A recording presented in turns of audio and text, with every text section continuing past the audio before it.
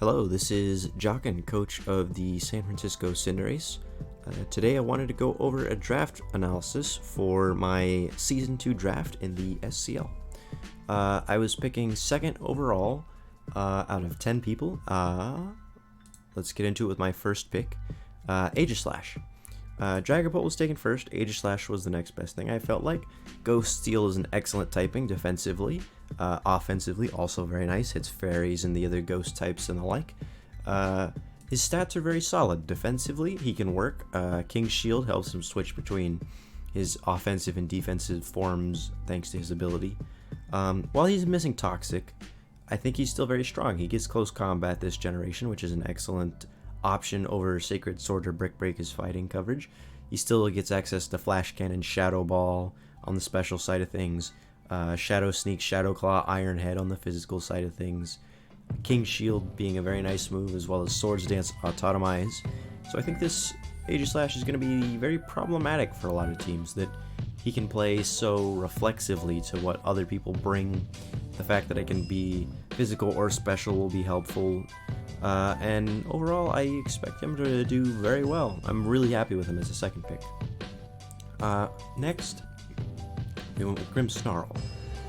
Originally, I went with Hatterene as my G-Max pick, also in my second spot, but looking at the team after I finished, I felt like Grimsnarl was the better option. I liked the fact that it had Prankster, I liked its typing a little better because I struggled with dark types a little bit, and it's got the resistance to that, so I felt like Grimsnarl was the better choice. And looking at his stats, he's very offensively minded. He's got base 120 attack, base 95 special attack, okay defenses and okay speed, but what I think makes up for that is the fact that you've got Prankster. You've got a lot of good options for Prankster on here.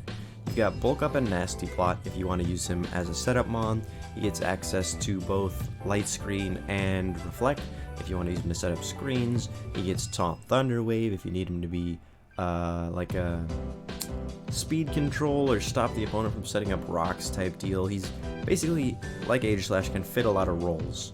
He gets priority and Sucker Punch for the attacks, all the priority Prankster moves, and he's got good stabs on both physical and specials. He's another one that's tough to predict, so I think Grimsnarl is going to be a very good G-Max overall, and I'm interested to see how he pans out, because like I said, it wasn't my original plan. Moving on to my A-tier pick, Cinderace. Big shocker, I know, being the San Francisco Cinderace. But I felt like Cinderace is such a solid Pokemon with base 119 speed, base 116 attack. It's really more of a glass cannon type since the defenses aren't that high, but with Blaze, its ability, getting access to Pyro Ball being its biggest draw, that it's basically a Flare Blitz with no recoil. I really like that, and Court Change helps, because I didn't have great removal otherwise. Court Change helps me get rid of the hazards. Stab Pyro Ball is going to be really hard for a lot of things to deal with it. Even water types it's doing a considerable amount too. And then he gets other good coverage. He's got Iron Head, Gunk Shot, High Jump Kick, Shadow Ball, Sucker Punch. He's got really good options to hit just about whatever I need him to hit. And one of the biggest draws for me at least was U-Turn. I really like Pivot Mons, and this team has a ton of them. They're all over, which is really good. I'm happy about that. It's one of the things I think my team does really well. And I think Cinderace kind of fits the bill. He's my fastest pivot on the team. He's got U-Turn. He'll do a lot of damage with a Pyro Ball and then can U-Turn out on something that comes in to check him, because there's not much in the game that outspeeds him and can hurt him too badly on a U-Turn. So I think he's really solid. Next up, we have my B tiers. First up was Flygon. There were 3 dragons in B tier. We had Goodra, Flygon, and Haxorus, and while I felt like Goodra was the best, due to where I was picking, I didn't think it would come around to me, and sure enough, it got taken. So I ended up going with Flygon. He's Ground Dragon with Levitate, which is very good typing. Fits nicely with my Dragon Fairy Steel Core. Good stats, good base 100 speed, base 100 attack, and usable stats everywhere else. 80 is quite respectable, especially this generation where there's not much there. So I think he'll be solid stats-wise, and then moves he can be run mainly physical. That's what you get Flygon for, is mainly physical. Earthquake, Dragon Claw, picked up Dragon Dance this generation, which is very nice. It can set up some sweep opportunities that wouldn't be there otherwise, but he's still got good coverage. He gets 2 out of the 3 punches, Fire Punch and Thunder Punch. He gets Throat Chop now. I mean, he already had Crunch, so it's not a huge difference, but it's nice situationally. And then you still got the classic stuff like Stone Edge, Rock Slide, that sort of thing.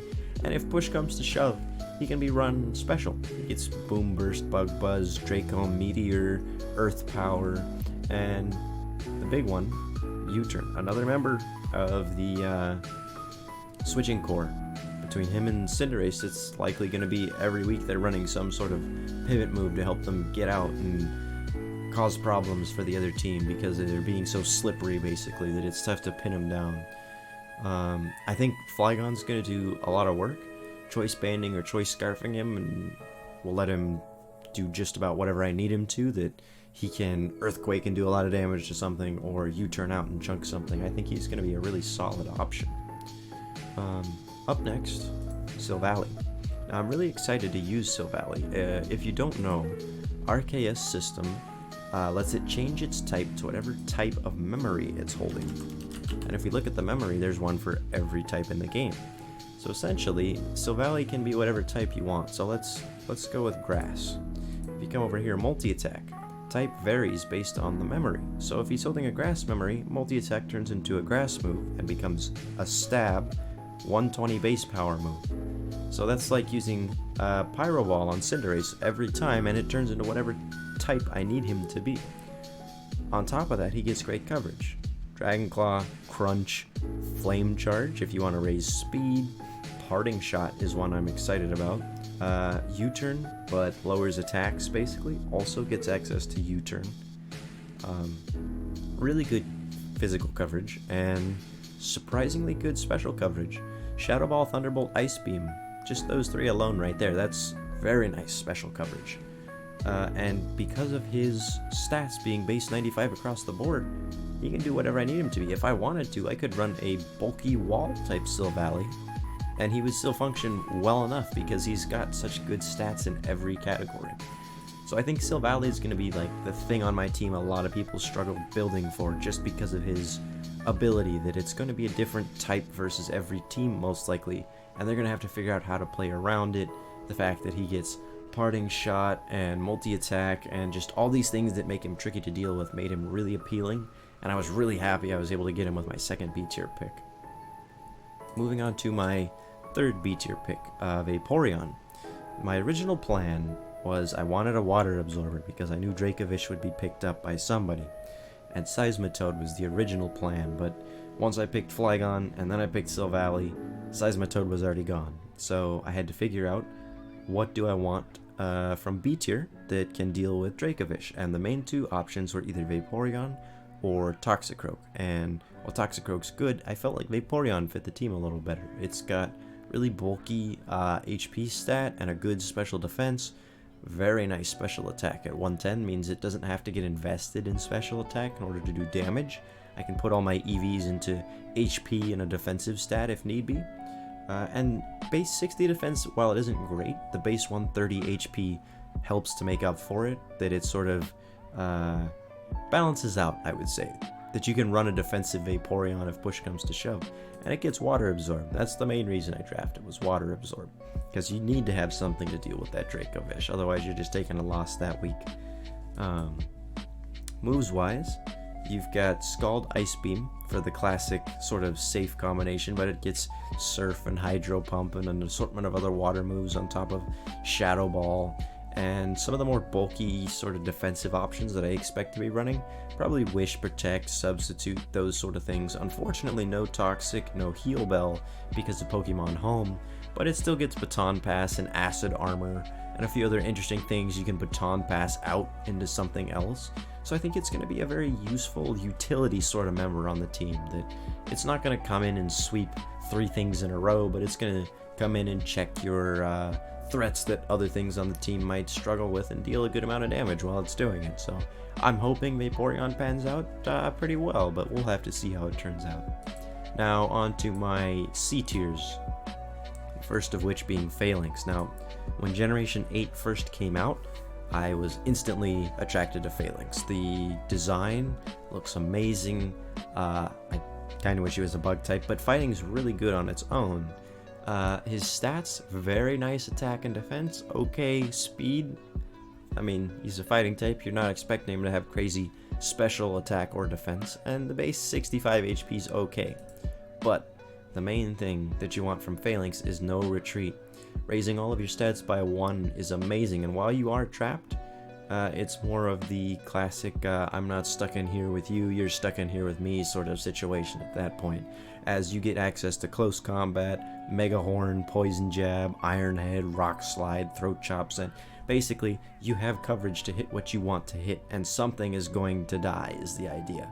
You're going to kill something with Phalanx. I think there's a lot of teams that are going to struggle with no retreat Phalanx, and I wouldn't even need to bring him. Just the idea of Phalanx being on the bench is going to be a problem for some teams that they'll have to prepare for him. So I think even when I'm not bringing him, I think Phalanx is going to be very helpful.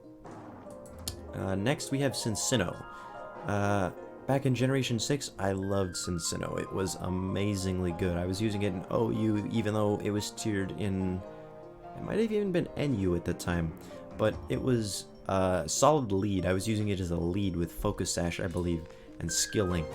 And I'm going to do something similar here, most likely. Skill Link is a really solid ability. It gets access to Bullet Seed, Tail Slap, and Rock Blast for its 2 to 5 hit moves, as well as Knockoff U-Turn. So those 4, some combination of those 4, allow it to be very annoying, doing either a lot of damage or providing good utility. Another pivot like I was talking about. And then it also gets okay coverage moves otherwise, Play Rough, Seed Bomb, that sort of thing. And if push comes to shove, it has special coverage. It gets Thunderbolt, it gets Dazzling Gleam, it gets Hyper Voice. It's not a classic special attacker that you would think of, but in a draft league sort of scenario, 65 special attack with choice specs and that kind of moveset is a usable thing, so having that option is very nice. Along with the knockoff utility and the U-turn utility. I think it's going to be a lot better than a lot of people expect it to be. I think Sinnoh is kind of my sleeper out of my C tiers. Moving on to Manectric. My ideal plan was to draft Heliolisk. Normal, electric with dry skin, and that could be a Dracovish answer, but way earlier than I was expecting, Heliolisk got picked up. I was still choosing my B tiers and Heliolisk was taken. So by the time I came to this pick, my second to last pick, there were not many electric types in C tier available, and I liked Manectric out of the ones that were. He's got a base 105 speed, so he's quick, and 105 special attack is pretty high.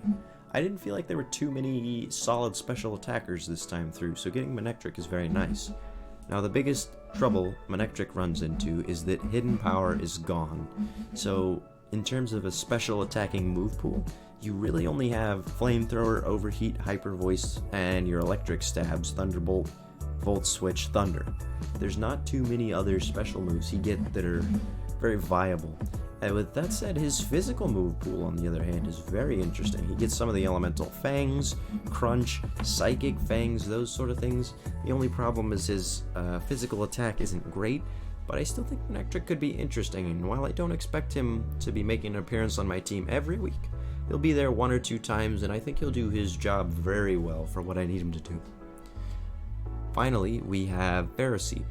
Now with Farah Seed, it was a similar situation to Manectric. I wanted a grass type.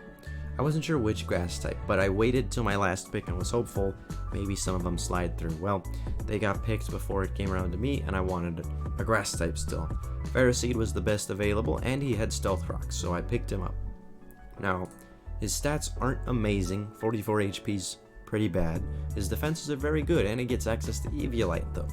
So I think he can serve as a good bulky wall if I need him to be. He gets Leech Seed and Stealth Rocks, Spikes if you want him to Spikes, and Gyro Ball to help with his very slow speed. So sort of a Manectric situation that he's probably not going to make an appearance every week, but the fact that he's got very strong defenses and can be a good wall to certain things will be very helpful to me, and I expect him to make an appearance multiple times this season, so I think he's not bad for my last pick in the draft. Overall, I'm pretty happy with my team. Like I said, I have 5 different pivot users. Cinderace, Flygon, Silve, Sinnoh, and Manectric all get pivot moves, either U-turn, Parting Shot, Volt Switch, some combination thereof, and it's a very offensive team. The first season of the draft league, I had a fairly balanced team, Porygon and Sylveon, providing most of my defensive core. This season, it'll be interesting to see how I work it out, because I don't have that sort of classic wall on the team. Sure, Aegislash and Vaporeon can take hits, but they're not designed with that in mind. It's more of an offensively minded team with lots of pivots and fast things that want to deal a lot of damage before they take a hit. So it'll be a nice challenge trying to figure out how I want to play the team and trying to make it work. Thank you for watching my draft analysis, and hopefully we can do well this season. I'll be posting replays of the matches, and I'll be posting Team Builder just before I finish each match. So thank you for watching, and have a good one.